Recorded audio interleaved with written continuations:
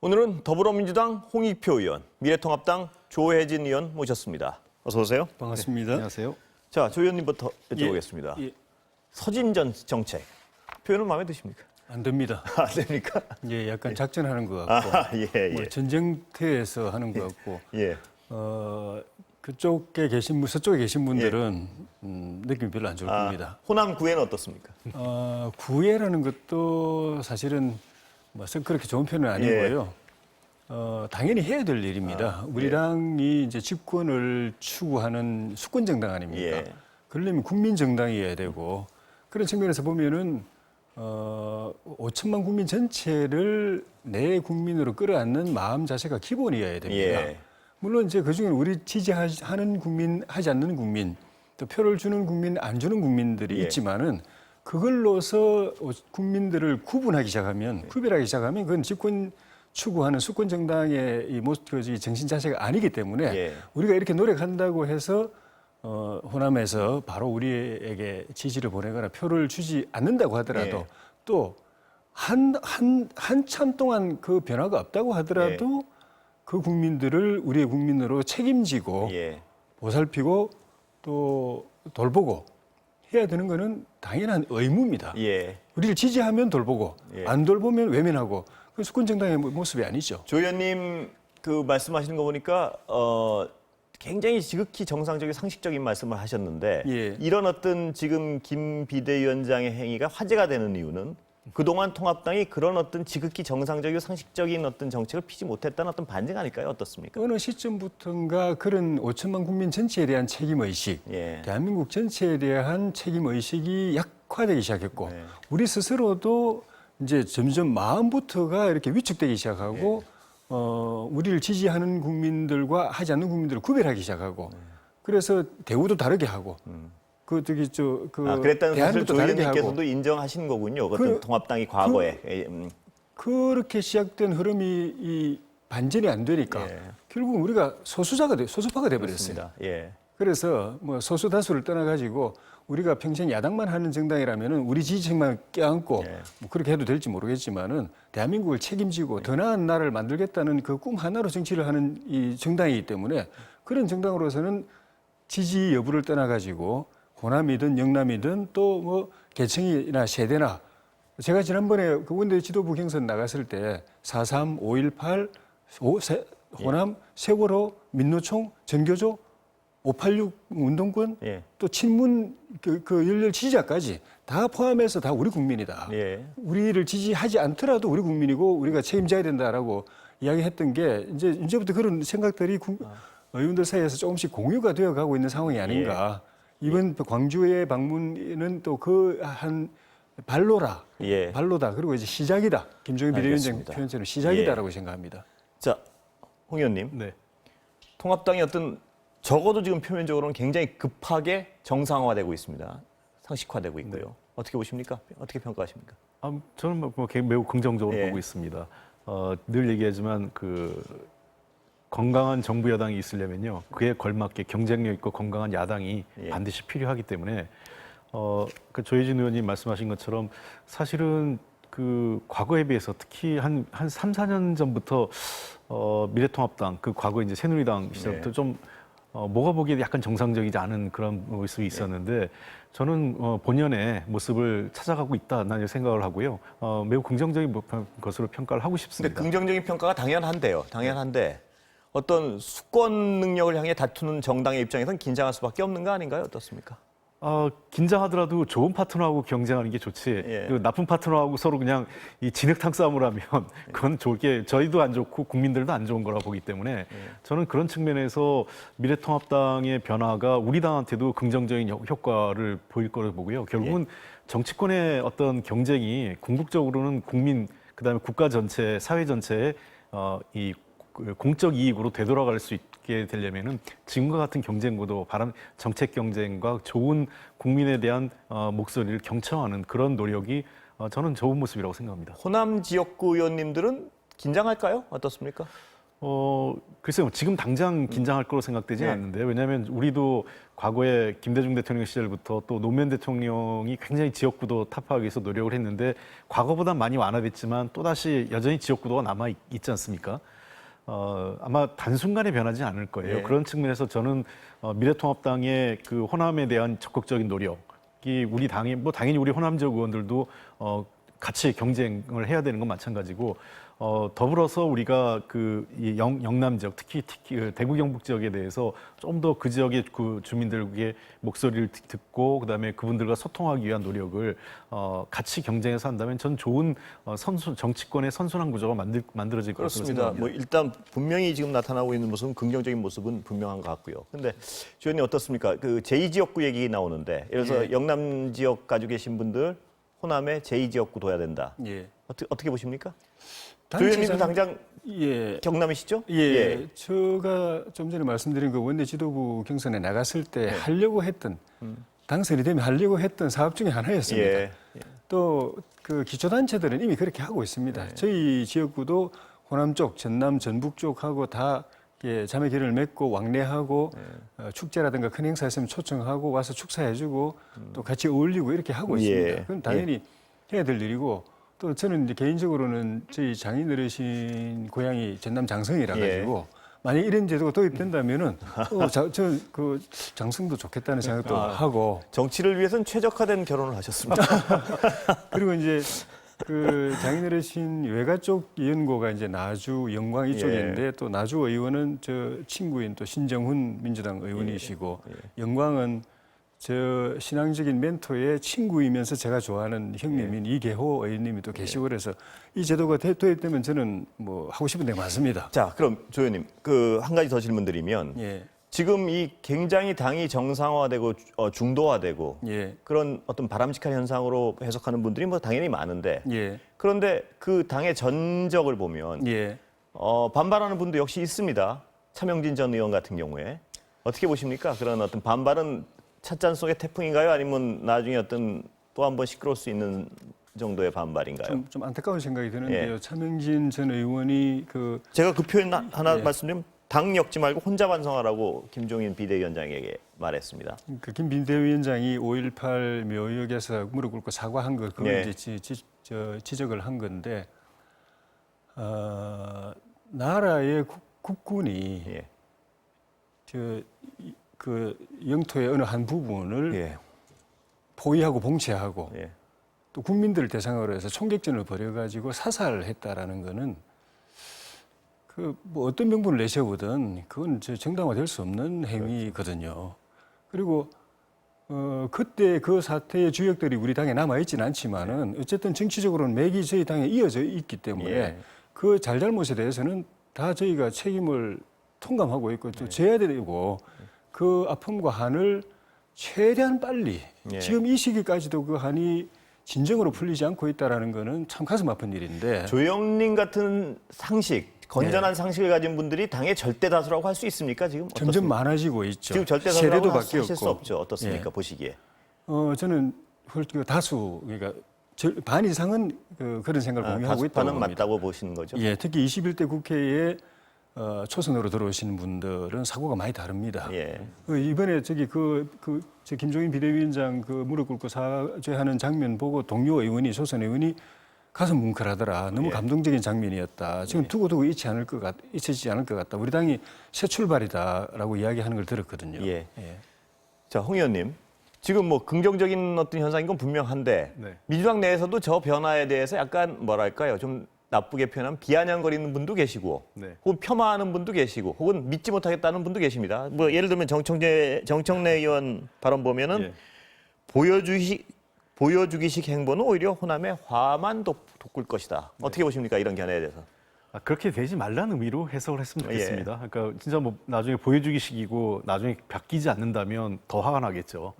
아직 저는 판단하기 좀 이른 시점이라고 생각을 하고 그러한 우려의 목소리. 그러니까 이게 진짜 실천으로 가야 된다. 당장 그 정당이 실천한다는 것은 하나는 사람을 바꾸는 거고 두 번째는 법과 제도를 바꾸는데 같이 협력하는 거 아니겠습니까? 그런 쪽에 미래통합당이 함께한다면 저는 그 진정성이 언젠가는 지역 주민들에게 그 인정을 받을 것이고 단순히 호남만 인정받는 게 아니라 그게 전국적으로 인정을 받을 거로 생각을 합니다. 근데 다만 아까 이제 우리 조 의원님도 말씀하신 것처럼 아직까지는 뭐 좀 거부하시는 분들도 제가 보기에는 현재 국회의원들 중에서는 그래도 많이 김종인 대표의 그 성향이나 또는 현재 행동에 대해서 지지하는 분들이 많이 계신 건 아는데 지금 낙선하신 분들 주로 이번에 뭐 얼마 전에 광복절 집회에도 나온 분들이 대부분 낙선한 원외위원장들 중심으로 나오셨지 않습니까? 그런 분들이나 또는 기층, 그러니까 소위 그 핵심으로 있는 그런 오랫동안 그 정당에 있었던 분들 중 일부는 좀 거부감을 가질 수 있기 때문에 그분들을 어떻게 설득하면서 갈 거냐, 진짜 그리고 실제로 실천으로 보여줄 것이냐 하는 문제가 김종인 체제의 과제라고 생각을 합니다. 예, 그 통합당의 건강화, 상식화와 관련해서 5.18 문제와 더불어서 요새 가장 뜨거운 게 정강훈 목사와의 관계인데요. 예. 한번 그 관련된 발언들 한번 들어보고 다시 대화 나눠보겠습니다. 준비돼 있습니까 혹시? 네. 이번 감염 폭발은 사랑제일교회 등 일부 극우단체에서 시작되어 8.15 광화문 집회를 통해 전국적으로 확산된 것입니다. 이미 광화문 집회에 출동한 경찰까지 확진이 된 상황에서 광화문 집회의 책임을 부인하는 통합당과 보수 언론, 일부 교회의 행동은 참으로 이해할 수가 없습니다. 온 국민이 코로나 2차 대유행을 막기 위해 고군분투하고 있는 현재 일부 교회와 교인, 종교단체의 몰지각한 행동은 도저히 용납할 수가 없습니다. 사랑제일교회는 100번 자숙해도 부족한 상황에서 가짜뉴스를 퍼뜨리고 교인들이 검사를 막고 있습니다. 지난번 8.15 대통령의 경추사에서도 굉장히 자화자찬하는 그런 얘기를 많이 했는데, 그러지 그동안에 소위 우리 방역본부에서 발표한 소위 방역의 준칙을 갖다가 정부 스스로가 허물어볼 결과가 결국은 다시 코로나 바이러스를 갖다가 더 번창하게 만든 요인이 됐다고 저는 생각합니다. 그러니까 이 정부 여당이 당황할 수밖에 없고, 당황하게 되니까 한다는 소리가 뭐냐면은 지금 마치 코로나 바이러스를 가지고서 정치 쟁점을 하고 있는 겁니다. 그 책임 전가를 엉뚱하게 무슨 미래통합당이 거기에 대해서 무슨 책임을 지는 것처럼 그런 식의 쟁점을 갖다가 일으키고 있는데, 저는 정부 여당으로서의 기본적인 자세가 아니라고 그렇게 생각합니다. 자, 홍 의원님께 먼저 여쭤보겠습니다. 이 부분은 미래통합당과 정광훈 목사를 연루시키려는 것은 책임 전가이고 정부 여당의 자세가 아니다. 네. 어떻게 생각하십니까? 저는 그 말씀에 동의할 수 없는 게요. 예. 정부의 정책이라는 것은 방역에 대한 그 봉쇄 정책과 이완 정책을 상황에 맞게 섞어서 하는 겁니다. 그러니까 이 감염병이 확산 조짐이 보일 때는 봉쇄 정책을 강화하는 것이고, 그렇지 않을 경우에는 좀 더 이완해서 이 정상 생활을 좀 할 수 있게 풀어드리는 거거든요. 왜냐하면 감염병도 중요하지만 정부로서는 정부 여당으로서는 이 경제 활동과 정상적인 사회 활동도 같이 해야만 국가가 운영되기 때문에 굉장히 고민스러운 부분인데, 최근에 한 8월 초순 정도까지만 해도 나쁘지 않았어요. 그 상황이. 그렇기 때문에 지난 한 7월부터 해서 조금씩 이완 정책, 사회적 거리두기의 그 단계도 완화시키면서 일상생활에 할 수 있도록 했지만, 이게 8월 13일 기점으로 해서 갑자기 확진자가 늘어나기 시작했습니다. 그게 일부 교회 단체를 중심으로 해서 늘어났기 때문에 방역 당국에서는 8월 15일 집회를 하지 말아달라고 했습니다. 대규모 집회, 뻔히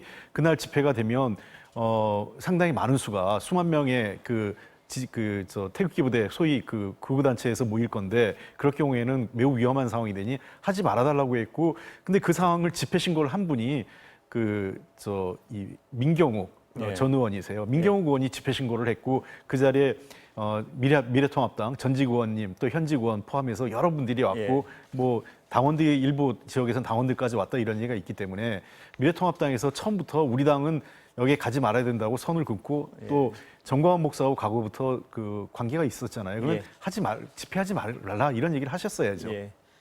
자, 들으셨겠지만 책임 전가가 아니고 통합당과의 연루성을 비판하지 않을 수 없다 이런 말씀인데요. 어떻습니까? 예. 민주당은 책임 전가가 너무 익숙한 것 같아요. 예. 잘못한 거는 다 야당 책임, 전 정권 책임, 뭐 특정 집단 책임. 너무 그것도 한두 번이지 너무 상습적으로 이야기를 하는 것 같아서 그냥 체질처럼 느껴져요. 예. 집권당이면 권력을 잡고 자기들이 책임 있게 또 말로는 그래 합니다. 우리가 다 180석을 받았기 때문에 책임 있게 다 할 테니까 나중에 잘잘못은 선거 때 따져달라. 지금 무조건 협조해달라. 우리 야당한테도 협조를 강요하고 책임 있게 한다고 그러면서 잘못되면 또 야당이 발목 잡았다. 또 뭐 지난 정권 때 잘못된 거다. 뭐 특정 집단의 문제다. 이런 식으로 이야기하는 거 그거는 저는 그러려면 정권 내놔야죠. 예. 그렇게 정광훈 생각하고. 목사나 사랑제일교회의 어떤 행위가 지금 방역에 치명적인 어떤 지장을 초래하고 있다는 데는 동감하시는 거 동감합니다. 아닌가요? 동감하시는 거면 그거에 대한 어떤 얘기를 하는 걸 책임 전가라고 할 수는 없는 거 아닌가요? 그쪽에 잘못을 따지는 건 모르겠는데 예. 그걸 우리 왜 책임이라고 통합당에? 이야기하는 거는 예. 그거는 우리 김종인 비대위원장님도 표현하셨지만 유치하다고 표현하실 예. 저 어른이 유치하다고 표현하실 정도면 이거는 문제가 있는 거거든요. 근데 여당에서는 전 의원들, 현직 의원도 비슷한 곳에 가셨고 이런 행위를 문제 삼는 것 같은데요. 우리 당의 공식 입장은 분명했습니다. 예. 방역적으로 문제가 있고 잘못된 결정이다. 예. 그 당은 참여 안 한다 이렇게 이야기했는데 개별적으로 한 명 한 명을 다 우리가 통제할 수는 없는 거 아니겠습니까? 민주당도 지금 문제되어 있는 의원들 얼마나 많습니까? 근데 그걸 당이 책임집니까? 예. 그 개별 그 의원 그 행위라고 개인적인 일탈 행위라고 이야기하지. 제 이름 일일이 이야기할 필요 없이 지금 뉴스에 맨날 나오는 게 뭐 실언을 하거나 막말을 하거나 뭐 이렇게 좀 뭐 국민들한테 지탄 받는 의원들 있지만은 그걸 갖다가 민주당 전체 책임이다 이렇게 우리 말 안 하지 않는 거 아닙니까? 하는 게 질문 하나만 더 드리면 예. 어떤 통합당의 입장이 그 정광훈 목사나 사랑제일교회의 행위에 대해서 어떤 예. 비판의 강도가 약했고 메시지는 받아들이되 뭐 집회는 아니다 이런 식으로 약간 모호하게 들려서 그런 비판이 더 가중되는 거 아닌가 하는 지적에 대해서 어떻게 생각하십니까? 그거는 우리 당이 예를 들면 공권력을 가진 그 정부 여당도 예. 이걸 제재를 못 하는데 아무런 제도적 수단이 없는 우리가 그걸 강제할 방법이 없는 거죠. 예, 알겠습니다. 홍 의원님, 예. 저는 이번 기회에 아까 이 미래통합당이 좀 건강해지고 정상화된다 말씀하신 것처럼 기존의 이 극우단체나 보수 어떤 태극기, 소위 태극기 부대로 상징되는 극우단체나 극우 세력에게 휘둘리기보다는 좀 더 중도적인 세력한테 관심을 갈 수 있게 이번 기회를 계기로 해서 정광훈 목사는 진짜 우리와 관련없고 정광훈 목사 하는 일은 잘못됐다라고 강력하게 메시지를 한번 김종인 대표께서 정리해 주시면 저는 깔끔하게 될 것 같습니다. 그 절연을 선언하고 이런 생각은 없으신 건가요? 혹시 그쪽 세력하고는? 아까 말씀드렸지만 우리 당에 대한 지지가 아주 바닥인 그 지역의 국민들도 다 우리가 끌어안는데 예. 이분들은 그래도 우리 당을 애착을 가지고 표를 주고 지지해온 분들인데 이분들을 적대시할 수는 없는 겁니다. 그분들의 생각이 우리 당의 중심 노선이 될 수는 없다. 우리 당의 메인스트림 중심이 될 수는 없다라는 건 분명하지만은 끌어안고 가야 되는 부분에 있어서는 우리 당을 지지하는 한 세력 중에 한 부분이고 그분들 생각 중에도 우리가 또 귀담아 들어야 될 건 귀담아 들어야 되고 하는 부분이지 이건 우리가 관계없다. 우리가 남이다. 이렇게 규정하면 나머지 그럼 호남은 왜 갑니까? 예. 그러니까 지지 정치 성향이나 지지 성향은 다양할 수 있지만은 지지하는 분들이 지지하는 분들대로 아닌 분들은 아닌 분들대로 다 끌어안고 같이 가되 중심은 바로 잡아가야 된다. 예. 좀 전에 말씀하신 중도적인 개혁적인 방향 이 중심으로 가야 된다 하는 그 부분은 분명하죠. 어떻게 들으셨습니까? 글쎄요, 저는 일리도 있지만 자칫 그런 미래통합당의 애매모호한 태도가 정광훈 목사 또는 그를 추종하는 세력들에 자꾸 힘을 실어주는 것 아니냐 그런 악순환의 고리에 빠진다 이런 저는 우려가 있습니다. 예. 과거 어떤 통합당의 전신 정광훈 목사 같은 어떤 지금 저런 행위에 힘을 실어줬다는 지적에 대해서 어느 정도 공감하시는 거죠? 예, 지난 우리 자유한국당 때나 새누리당 때 말미에 그런 아까 말씀도 있었지만은. 우리 지향이 어느 한쪽으로 점점 치우치고 왜소화되고 해서 결국 국민의 공감대를 못 얻고 총선에서도 지고 하는 그 과정이 사실 그런 과정하고 중첩되어 있는 거거든요. 그래서 그에 대한 반성으로 중심을 똑바로 잡자. 그렇지만 이분들도 또 이분들 나름의 생각이 있는 건데 우리가 그걸 다 받을 수는 없지만 배척할 수는 없는 국민들 중에 한 부분이다. 라는 그 점 때문에 늘 고민하고 우리 행보를 바로잡기 위해서 늘 이제 고심하는 거지. 중심은 분명합니다. 근데 시간은 다 됐는데 제가 마지막으로 하나 여쭤보고 오늘 끝내야 될 것 같습니다. 어떤 단체가 있는데요. 굉장히 어떤 그 다수의 행위가 대단히 용납할 수 없는 행위를 하다가 가끔 한마디씩 좋은 얘기를 한다고 해서 그 단체랑 그래도 버릴 수 없다, 우리 같이 가야 된다 이렇게 얘기할 수 있는 건가요? 좋은 이야기는 받아들여야죠. 잘못된 거는 잘못됐다고 이야기해줘야죠. 그럼에도 불구하고 대다수의 행위가 굉장히 극단적이고 비이성적이라도 그래야 되는 겁니까? 옳지 않은 건 옳지 않다고 이야기를 하고 예. 그 공감되는 부분은 또 받아들이고 그래야 되는 거죠. 되고, 예. 모든 집단, 우리 당도 공 있고 과가 있는 거지. 예. 민주당도 마찬가지고. 예. 어느 집단은 100% 하는 것마다 다 나쁘고 배척해야 되고 어느 집단은 다 옳고 그런 건 없으니까요. 알겠습니다. 다음에 관련해서 여쭤보겠습니다. 오늘 말씀 감사합니다. 고맙습니다.